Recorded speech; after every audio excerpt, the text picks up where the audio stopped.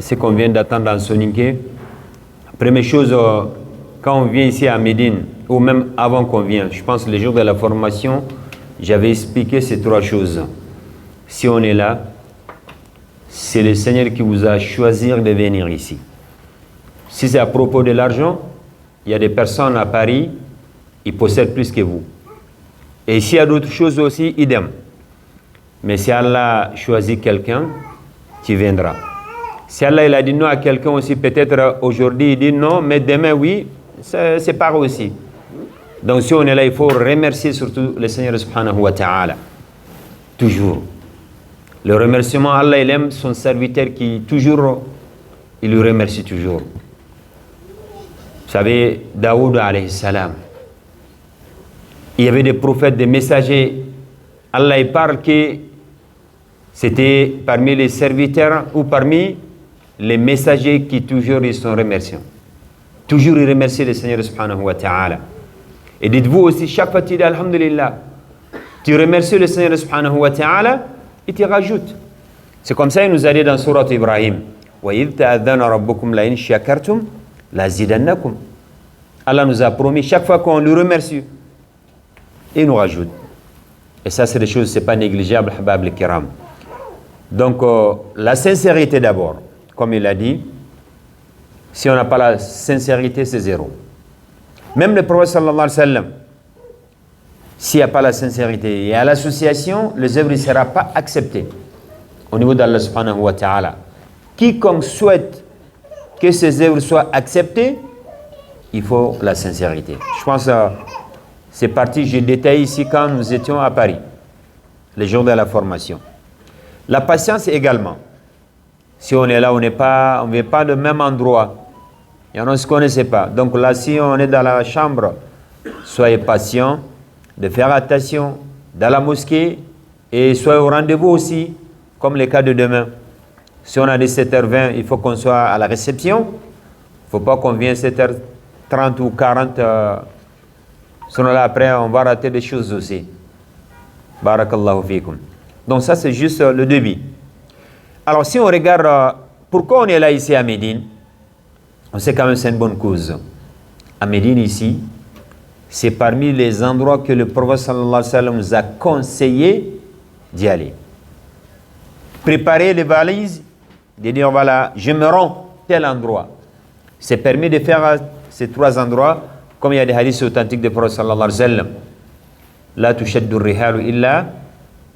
3 mosquées seulement, comme il a dit le prophète sallallahu alayhi wa sallam.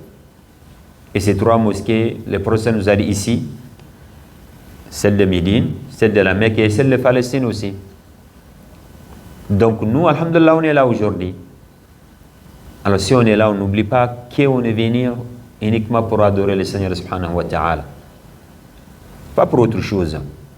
Donc si on est là, on est récompensé aussi. C'est pour cela c'est important qu'on vous explique c'est quoi la récompense de la prière ici à la mosquée. Surtout les conseils qu'on vous donne. Essayez de faire la prière ou vos prières dans la mosquée. Si vous pouvez. Donc sortez tôt. Faites en sorte de faire dans la mosquée. Pas à l'extérieur. Surtout pas devant. S'il n'y a pas de solution, je viens en retard où il y avait un empêchement, ça arrive. Par exemple, la mosquée est juste à côté. Vous pouvez rentrer là-bas de faire vos prières. Mais de rester devant l'imam où on est loin d'une manière, ça ne coûte rien de sortir tôt, d'aller derrière l'imam. Comme ça, alhamdulillah. Surtout de faire dans la mosquée. J'ai bien dit, si vous pouvez, c'est très important. Et la récompense, ces 3 mosquées, comme il a dit le prophète sallallahu alayhi wa sallam, il a commencé par sa mosquée ici. Il a dit la récompense, c'est 1000 récompenses. La mosquée de la Mecque, c'est 100 000 récompenses. La mosquée de Palestine, 500. Alors de voir quelqu'un, ne serait-ce une prière quand même là, l'équivalent de en dehors de la Mecque, c'est imaginable. Toi tu fais une prière, mais pour d'autres personnes, pour que la personne, il trouve pareil comme toi, il faut plusieurs années. Mais toi tu es là, alhamdulillah, est-ce qu'on pense à ça?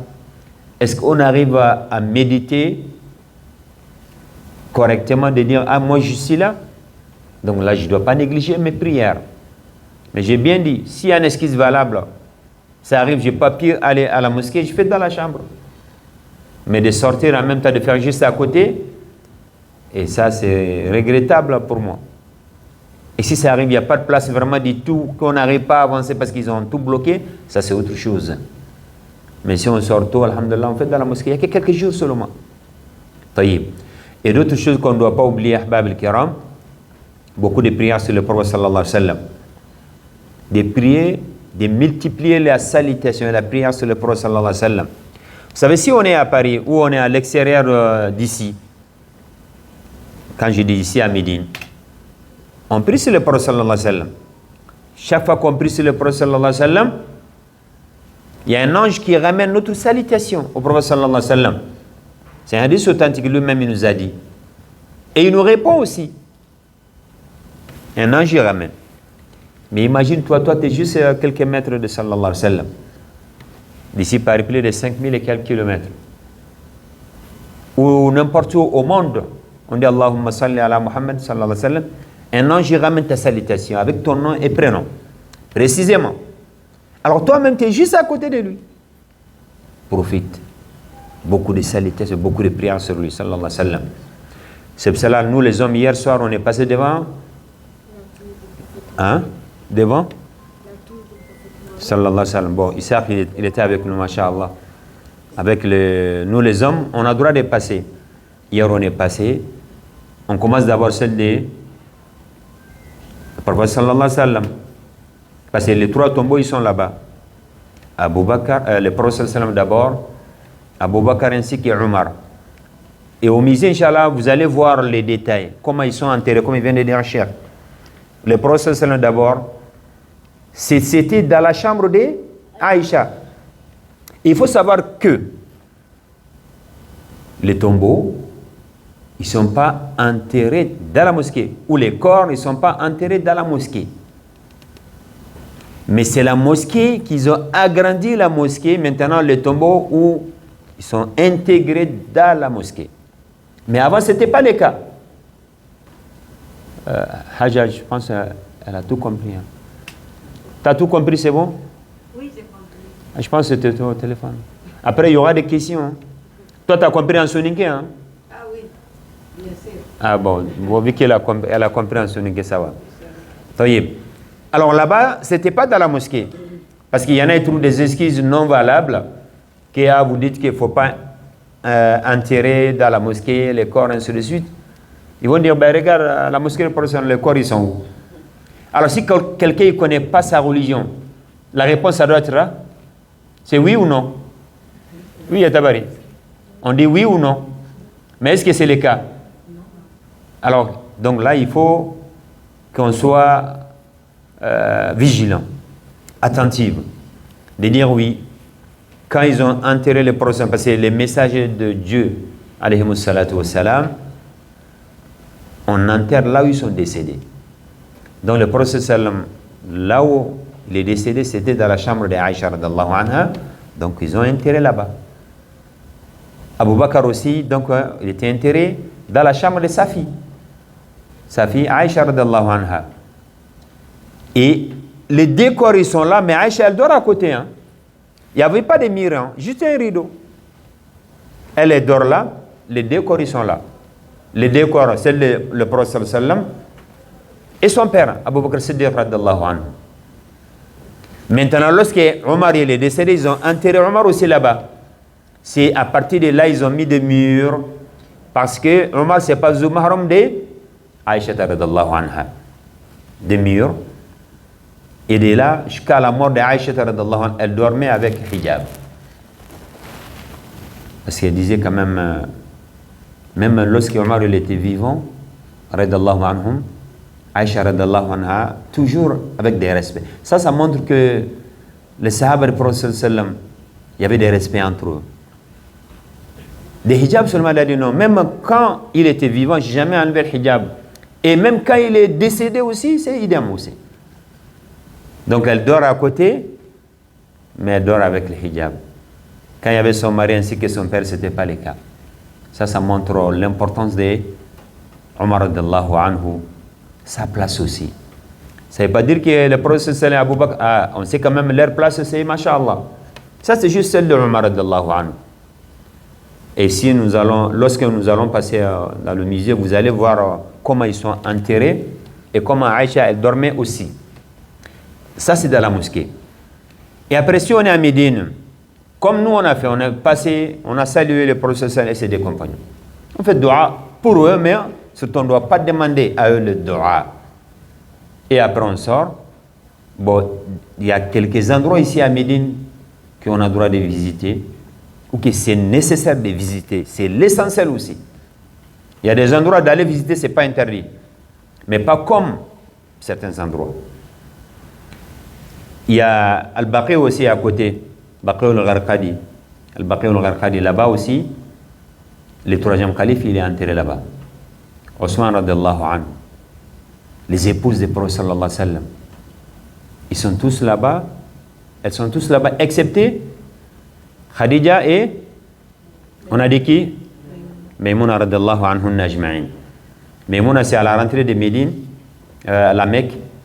Quand on rentre, souvent comme on rentre la nuit, là, nous allons vous montrer là où elle est enterrée. Et Khadija aussi, radiallahu anha, elle, c'est à Médine. À part les deux, les autres, ils sont là. Avec les compagnons, plus de 10 000 compagnons de prophète sont enterrés.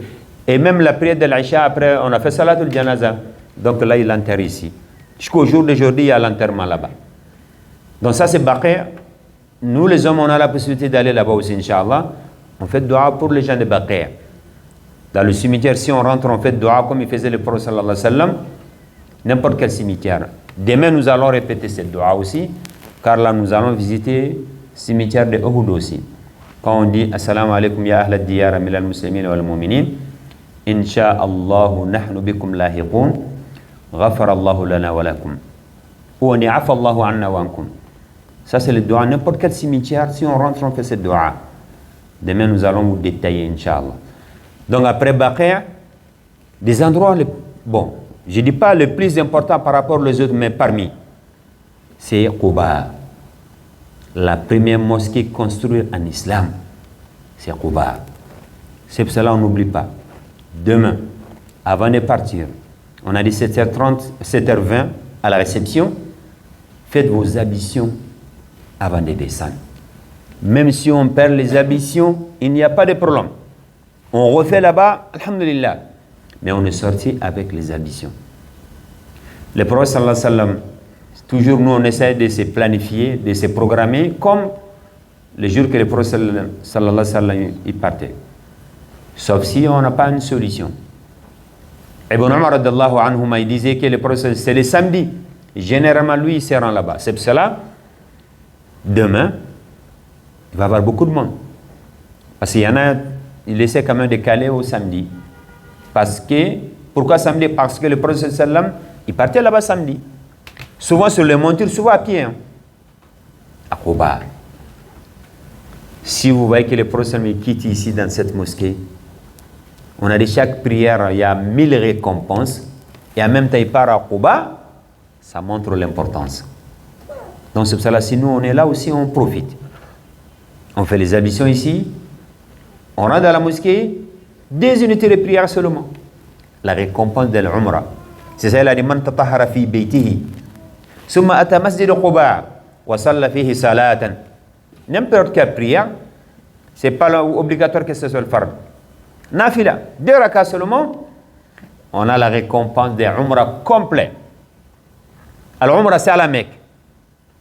Mais la récompense de l'Umrah, Allah nous donne demain en priant dans Masjid al-Quba. C'est pour cela, c'est très important vraiment d'écouter surtout et l'application derrière.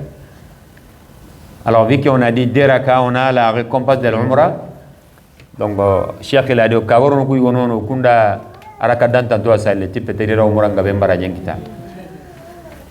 Alors, si quelqu'un vous pose la question, ben on a dit si tu fais 2 rakat à la récompense de l'Umrah. Mais si moi je souhaite avoir par exemple pardon, 2 Umrah, qu'est-ce qu'il faut? 2 jours? pas les mêmes jours. Donc là, je pars demain aussi, c'est ça? Des jours d'affilée. Non, si tu vas demain, tu vas après-demain. Après-demain? Comme ça, t'as la- Il n'y a pas d'autre solution? Le jour et la nuit. Jour et la nuit. Tu fais aller-retour, il n'y a pas de problème. Parce que si on essaie de, si on écoute déjà le hadith, il dit quiconque. C'est comme tu as fait les ablutions chez toi. Tu es venu, tu as fait des rakas. Tu as la récompense de l'ombre ou pas? Oui. Alors si la personne y retourne encore, la condition c'est quoi? Tu as fait chez toi. Mais si la personne y retourne, il vient le soir aussi. Mais il a fait les ablutions chez lui, là ça passe. Ou il vient demain, là c'est bon. Mais le fait que lui il vient dire attends, je vais essayer de profiter, au lieu de dire je fais 6 rakas comme ça, je suis umrah, bon, ça c'est pas valable. Voilà, donc si on termine Quba demain, il y a d'autres endroits que nous allons, pardon, nous allons vous montrer là-bas à côté. Et il y a d'autres endroits que c'est mieux de visiter, d'aller faire dua aussi, d'aller méditer surtout, c'est Oud. Vous avez constaté, comme j'ai dit dans le car, quand nous étions, où nous quittons l'aéroport, je disais, on a expliqué comment il faut faire Salatul Janaza. Vous avez constaté. Presque après chaque prière, il y a le Janaza. Imaginez si tu ne sais pas comment il faut prier, comment ça se passe. Mais t'attends comme les autres. C'est pour cela que nous, on essaie de vous détailler. C'est une responsabilité au niveau d'Allah subhanahu wa ta'ala pour que chacun de nous sorte avec des récompenses. Beaucoup de récompenses. Donc c'est pour cela, chaque prière que nous allons prier, Salatul Janaza, on a la récompense d'être Uhud. Vous verrez demain. Si on vous montre Uhud, Masha'Allah. Alors imagine chaque prière del Janaza, toi tu as la récompense de ça au niveau d'Allah subhanahu wa ta'ala. C'est Masha'Allah, Bab al-Kiram. Donc c'est pour cela qu'il ne faut pas qu'on néglige. Salatul Janaza, on attend ou on attend directement. C'est pas qu'ici, hein. Même à Paris. Souvent ça arrive, on dit qu'il y a une prière de Janaza, je ne sais pas où. Maintenant, il y a des applications Janaza sur iPhone. Si il y a Janaza, souvent c'est signalé. Si tu es à côté de toi, tu as la possibilité, alors allez-y. Tu gagnes beaucoup de hasanat au niveau d'Allah subhanahu wa ta'ala. Donc ça, c'est Salatu al-Janaza, Uhud. Et nous allons faire dua aussi pour les martyrs de Uhud aussi. 70 martyrs. Et nous allons vous détailler demain pourquoi ils sont décédés. Est-ce qu'il y a des causes ou pas? Nous allons vous détailler. Et après, nous aussi, il faut qu'on sorte avec des leçons. Des leçons fiables. Hein? Parce que c'est l'Umrah. Les visites que nous allons faire, on sait toujours quand même qu'on sort avec des leçons. Mais sinon, on part, mais à la fin, il n'y a rien. Ça, c'est zéro. Ce n'est pas le but. Le but, vraiment, pour qu'on sorte des choses positives. Donc, après Uhud, il y a des endroits que nous allons passer. Et il y en a donc là, ce sera le dimanche aussi. Le dimanche, comme il a dit Cheikh, on a beaucoup des endroits. Mais c'est à nous de choisir, de voir. Il y a des qibla. Là où il y a des qibla, dans la même prière, les musulmans ils se sont dirigés, ou cet endroit, Banu Salama, ils se sont dirigés dans la même prière des endroits. Des premiers rakas vers un endroit, une direction, et deuxième rakas aussi avec d'autres directions aussi. On dit les deux directions, des qibla. Nous allons vous montrer. Ça, on va essayer de voir ça. Soit si vous voulez qu'on on rentre dans cette mosquée, normalement, si demain on passe à côté, ou on va essayer de retarder ça là-bas, le dimanche. Comme ça, de rentrer dans cette mosquée, on vous montre, voilà, l'imam, il était tel endroit, après il a changé la direction. Et après, il y a l'usine du Coran, soit il y a Badr. Badr, quand même, c'est loin. Si on part à Badr, donc l'usine du Coran, c'est pas possible qu'on fait l'usine du Coran. C'est là-bas, il y a l'heure de l'ouverture. Alors, si on essaie d'aller là-bas, donc c'est pas possible d'aller à Badr, de revenir. Soit on part Badr et le retour, il y a des endroits qu'on va essayer de visiter. Soit on va faire les musées, pas les musées, l'usine du Coran, et après il y a d'autres endroits que nous allons visiter aussi, Inch'Allah. Ça c'est le dimanche, Inch'Allah. Mais demain, on va essayer de faire les nécessaires. N'importe quelle agence, ils vont faire ça. Uhud, Quba, Qiblatain, Sabou Masajid, ils passent à côté. Il n'y a pas de problème. En gros, ça, c'est des choses qu'on a à vous informer, Inch'Allah, par rapport à notre visite demain et après-demain.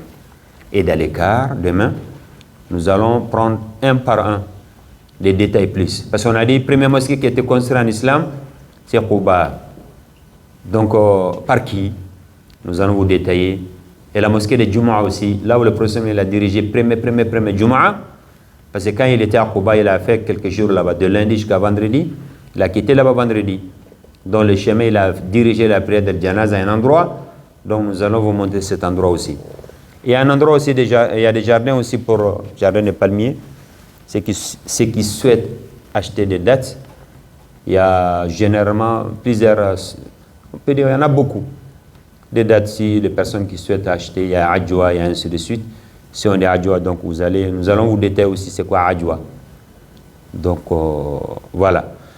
En gros, c'est tout ce qu'on a à vous dire maintenant. Si vous avez des questions, donc nous vous écoutons.